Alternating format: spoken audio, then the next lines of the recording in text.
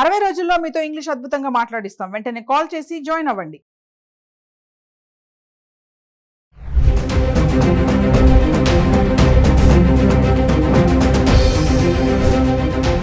నమస్తే, welcome back to Suman TV. ప్రస్తుతం మనతో పాటు ఉన్నారు consumers affairs committee chairman Mandari Krishnareddy గారు.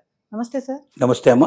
సార్, ధర్మస్థలి మనం ఆల్రెడీ ఒక వీడియోలో మాట్లాడుకున్నాం. ధర్మస్థలి మంజునాథ టెంపుల్ ఏదైతే టూరిస్ట్ ప్లేస్ ఉందో అక్కడ వందల మంది శవాలు బయటకు వస్తున్నాయని, అందులో ముఖ్యంగా మహిళలు, స్కూల్ పిల్లలు, మైనర్లు ఎక్కువ మంది ఉన్నారని చెప్పేసి మన పాత వీడియోలో లాస్ట్ వీడియో ఏంటంటే సిట్ అధికారులు నియమించారని చెప్పి మాట్లాడుకున్నాము. ఒక్కసారి దాని వివరాల్లోకి వెళ్తే, గతంలో మనం చెప్పుకున్న విధంగా ఒక పవిత్రమైన పుణ్యక్షేత్రంలో పాపాల పుట్ట కదిలింది.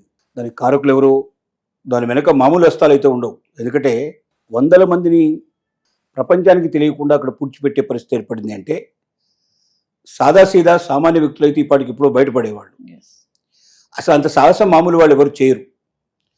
పొలిటికల్గా బాగా వెనుక బ్యాక్గ్రౌండ్ ఉండి, డబ్బు కానీ పలుకుబడి కానీ అన్నీ ఉండి, నేనేం చేసినా ఈ ప్రపంచంలో ఏమైనా చెల్లుబాటు అవుతుందనేటువంటి ధైర్యం, విశ్వాసం ఉండేటువంటి వ్యక్తులు మాత్రమే ఈ పని చేస్తారు. కానీ పాపం ఏదో ఒక రోజున బదులవ్వడం ఖాయం. ప్రపంచం లోపల ఒక వ్యక్తి కొంతకాలం కొంతమందిని మోసం చేయగలడు, కానీ అంతకాలం అందరినీ మోసం చేయడం సాధ్యం కాదు. దానికి ఉదాహరణే ఇవాళ ధర్మస్థలి లోపల పవిత్రమైనటువంటి నేత్రావతి నది పరివాహక ప్రాంతంలో శవాలు ఉన్న ప్రాంతాన్ని గుర్తించడం అనేది జరిగింది. దీనికి అందరికీ గుట్టురట్టు చేసినటువంటి వ్యక్తి ఒక పారిశుద్ధ కార్మికుడు. ఆ పారిశుద్ధ కార్మికుడు కూడా ఇప్పుడు పనిచేయడం లేదు. ఒకప్పుడు పనిచేసేవాడు పారిశుద్ధ కార్మికుడుగా ఆ ప్రాంతంలో. అతను స్వయంగా నేనే వందల శవాల్ని పూడ్చిపెట్టాను, దానికి సాక్ష్యాన్ని నేనే అని అతను పోలీసుల దగ్గరికి వెళ్ళి డైరెక్ట్గా కంప్లైంట్ ఇచ్చాడు. లేకపోతే ఇది ఎప్పటికీ బయటకు వచ్చేది కాదు. నాకు నిద్ర పట్టడం లేదు, నేను చేసిన తప్పు పాపాలు నాకు కనబడుతున్నాయి, అందులో చాలా మంది మైనర్ బాలికలు ఉన్నారు, వాళ్ళ మీద అఘాయిత్యం చేసినట్టుగా స్పష్టంగా కనబడుతున్నాయి, బట్టలు లేకుండా దిగంబరంగా ఉండేటువంటి శవాలు కూడా ఉన్నాయి అని ఇవన్నీ అతను స్వయంగా స్టేట్మెంట్ రాసి సంతకం పెట్టి పోలీసులకు అప్పచెప్పాడు. సరే, అక్కడ సిట్టుని వేయడం జరిగింది కొంతమంది పోలీస్ ఆఫీసర్ల తోటి. వాళ్ళు ఈ రోజున నిన్న ఈ పారిశుద్ధ కార్మికుడిని తీసుకొని వచ్చి నేత్రావతి నది పరివాహక ప్రాంతాల్లో 15 ప్రాంతాలని గుర్తించారు వాళ్ళు. అంటే అతను చెప్పాడు ఈ ప్లేస్లో ఈ ప్లేస్లో ఈ ప్లేస్ అనేది అన్ని ఐడెంటిఫై చేసి ఎక్కడి నుంచి ఎక్కడ దాకా, అంటే ఎగ్జాక్ట్లీ ప్లేస్ చూపించడం కష్టం కావచ్చు. 10-15 ఏళ్ళు మధ్యలో గ్యాప్ వచ్చింది కాబట్టి దాన్ని కరెక్ట్గా గుర్తించడం చేత కాకపోవచ్చు, కానీ ఈ ప్రాంతం అని అతను చెప్పాడు. కాబట్టి ఆ ప్రాంతం అంతా కూడా ఐడెంటిఫై చేసి దీని అంతా కూడా తవ్వకాలు జరిపితే కానీ బయటపడుతున్న ఉద్దేశంతో ఇప్పుడు సుమారుగా 15 ప్రాంతాలను గుర్తించడం జరిగింది. అంటే ఇక ఈరోజు రేపో పోలీసులు తవ్వకాలు మొదలు పెడతారు. అస్థిపంజరాలు బయటపడే అవకాశం ఉంటుంది. ఎందుకంటే 2 ఏళ్ల తర్వాత మనకు అక్కడ ఏం కనబడతాయి? అస్థిపంజరాలు తప్పే ఉండవు. కానీ DNA టెస్ట్ ద్వారా అది ఎవరి శవాలని బయటపడే అవకాశాలు ఉన్నాయి. ఎందుకంటే మిస్సింగ్ కేసులన్నీ కూడా పోలీస్ స్టేషన్లో నమోదు చేయబడి ఉన్నాయి.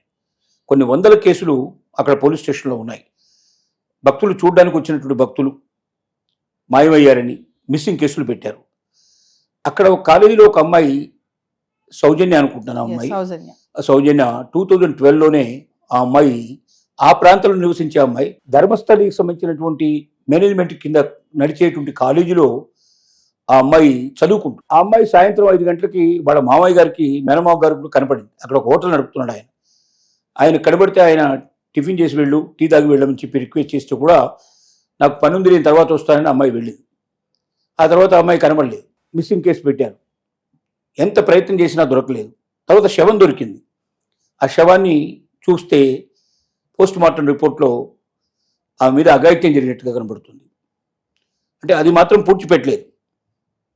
మరి దానికి కారణం ఏమిటో, అంత సమయం వాళ్ళకు దొరకలేదు, ఏం జరిగిందో మనకు తెలియదు, కానీ ఆ రకంగా అమ్మాయి శవం దొరకడం జరిగింది. కానీ అది మిస్సింగ్ కేసు కారకులు ఎవరనేది ఇంతవరకు కూడా బయట పెట్టలేకపోయినారు.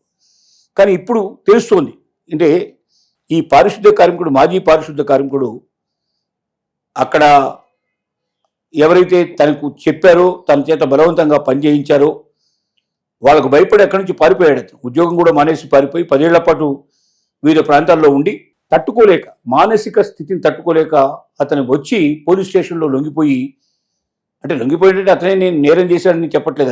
అతను చేసిన నేరం ఏం లేదు. ఇక్కడ శవాల్ని పాతిపెట్టడమే అతను చేసిన నేరం. మరి ఎవరు అధికారులు ఎవరు తనకి ఎక్కడికి పనిచేస్తున్నాడో వాళ్ళు ఇచ్చినటువంటి ఆదేశాన్ని పాటించాల్సిన పరిస్థితి ఉంది. అతను ఆదేశాలు పాటించాడు. కానీ తనకు అర్థమవుతుంది దీని వెనక ఏదో పెద్ద మిస్టరీ ఉంది, ఇంతమందిని రేప్ చేసి మర్డర్ చేస్తున్నారు, నా చేత ఈ పాప పని చేయిస్తున్నారు అనేటువంటి భావనకి అతను వచ్చాడు. అందువల్ల అతను పోలీసులకి ఇన్ఫర్మేషన్ ఇవ్వడం, స్వయంగా వచ్చి అతను ఒక పితుని ద్వారా ఒక కంప్లైంట్ ద్వారా ఇన్ఫర్మేషన్ ఇవ్వడం, నిన్న పోలీసులు అతన్ని స్వయంగా తీసుకొచ్చి ఏ ప్రాంతాలు చెప్పాడో ఆ 15 ప్లేసుల్ని గుర్తుపెట్టుకోవడం జరిగింది. బహుశా ఇక భవిష్యత్తులో ప్రాసెస్ మొదలవుతుంది. తవ్వకాలు జరుపుతారు, చాలా జాగ్రత్తగా తవ్వకాలు చేయాల్సి ఉంటుంది. ఎందుకంటే వెంకలు ఇట్లా విరిగిపోకుండా జాగ్రత్తగా తవ్వకాలు చేసి దానిలోంచి బయటికి తీసి దాన్ని పోస్ట్ మార్టం చేసినట్టయితే, పోస్ట్ మార్టంని కాకుండా డిఎన్ఏ టెస్ట్ కూడా చేయాలి. ఇప్పుడు పోస్ట్ మార్టం చేయడానికి పెద్దగా అక్కడ అవకాశాలు లేవు, డిఎన్ఏ టెస్టే చేయాలి. ఆ డిఎన్ఏ టెస్ట్ లోపల ఎవరైతే మిస్సింగ్ కేసు పెట్టారో వాళ్ళందరికీ సంబంధించిన డిఎన్ఏ టెస్టులు వాళ్ళ రిపోర్ట్లు ఉండి ఉంటాయి బహుశా. లేకపోతే చేయించి ఆ రిపోర్ట్లు ఈ రిపోర్ట్లు రెండు కూడా బేరీజు వేసినట్టయితే, రెండింటిని టాలీ చేసినట్టయితే దాంట్లో ఎవరెవరికి సంబంధించినటువంటి వాళ్ళ అస్థిపంజరం ఎవరికి సంబంధించింది, దాని తాలూకు అమ్మాయి ఎవరి మనిషి అనేటువంటి విషయం బయటపడుతుంది. కనీసం ఇప్పుడైనా వాళ్ళు ధన సంస్కరణ చేసుకునేందుకు అవకాశం ఉంటుంది. కానీ ఈ మిస్సింగ్ వెనుక ఉన్నటువంటి ఎవరైతే పెద్దలు ఉన్నారో వాళ్ళందరూ బయటపడక తప్పదు, వాళ్ళ పాపానికి శిక్ష అనుభవించక తప్పదు. ఒకటే, ప్రపంచంలో ఏ వ్యక్తి అయినా సరే నేను సుపీరియర్ని, నేను చేసేదానికి నాకు సంఘంలో పలుకుబడి ఉంది, పెద్దతనం ఉంది, నేనేం చేసినా చెల్లుబాటు అవుతుందనేటువంటి ఆలోచనకు ఎవరూ రాకూడదు. భగవంతుడు ఒక్కడే సుపీరియర్, మిగతా వాళ్ళందరూ కూడా ఆయన చేతిలో ఉండేటువంటి ఒక చిన్న నలుసు లాంటి వాడు. కాబట్టి గర్వంతో ఎవరైనా చేయకూడని పనులు చేసి సమాజానికి అపకారం చేసి ఇతరులని బాధ పెట్టి ఇతరులని హింస పెట్టి ఇతరులని జీవితాలతో ఆడుకున్న వ్యక్తులు ఎవరైనా సరే ఒకరోజు కాకపోతే ఒకరోజు, మేబీ టేక్ టైం, ఒక 10 ఏళ్ళు పట్టవచ్చు, 25 ఏళ్ళు పట్టవచ్చు, వాళ్ళే స్వయంగా వచ్చి అపరాధాలు ఒప్పుకోవాల్సిన పరిస్థితి ఏర్పడుతుంది, లేదా ఏదో ఒక సంఘటనతో వాడు బయటకు రావాల్సిన పరిస్థితి ఏర్పడుతుంది. కాబట్టి ఇప్పుడు ఇలాంటి ఒక పెద్ద కుంభకోణం బయటకు వచ్చినట్టయితే ఇప్పటిదాకా ఎవరైతే మతం ముసుగులో దేవాలయాలని మేము ఉద్ధరిస్తున్నామని చెప్పేటువంటి వ్యక్తులు ఎవరున్నారో వాళ్ళు చేసేటువంటి తప్పులు పాపాలు ఏమైనా ఉన్నాయని వెతకడం కూడా ప్రారంభమయ్యే పరిస్థితులు ఏర్పడతాయి. ఇది ఒక రకంగా సమాజానికి మళ్ళీ చేసేటువంటిదే. ఇలాంటి మంచి వ్యక్తులని ముసుగప్పుకున్నట్టు వ్యక్తులైన కొన్ని చెడు కూడా బయటకు వచ్చే అవకాశం ఉంటుందని మనకు అర్థమవుతుంది. సిట్ అధికారులు అంటున్నారు కదా సార్, ఒక విషయం అంటే సిట్ అధికారులు అంటే వాళ్ళు అదనంగా ఏం చేస్తారు సార్ వాళ్ళు? అంటే సిట్ అంటే ఇక్కడ ఒక బృందం అన్నట్టు, మొత్తం టోటల్గా స్పెషల్ ఇన్వెస్టిగేటింగ్ టీమ్ అంటారు దీన్ని. అంటే ఒక్క ఎస్ఐఓ ఒక్క సిఐఓ చేయకుండా దాంట్లో ఎక్స్పర్ట్స్ అయినటువంటి వాళ్ళందరినీ కలిపి ఒక బృందంగా వేస్తారు.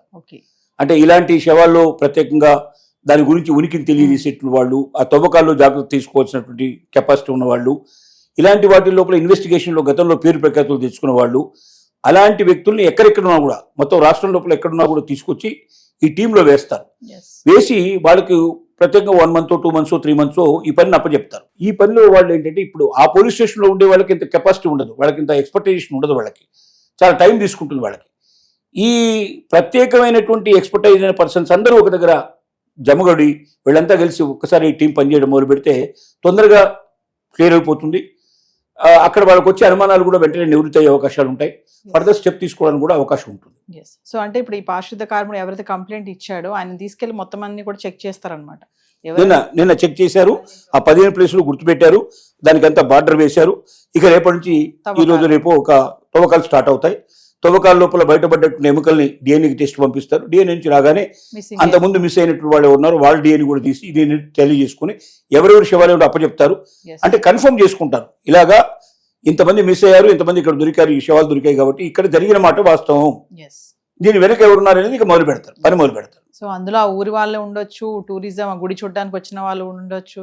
ఎక్కువ భాగం అట్లా వచ్చిన వాళ్ళే, ఎవరైతే భక్తులు వచ్చారో దేవుడి దర్శనం కోసం వచ్చారో ఆ దర్శనం చేసుకున్న వాళ్ళని ఎక్కువ మిస్ అయ్యారు, ఊళ్ళో వాళ్ళు తక్కువ. Thank you sir.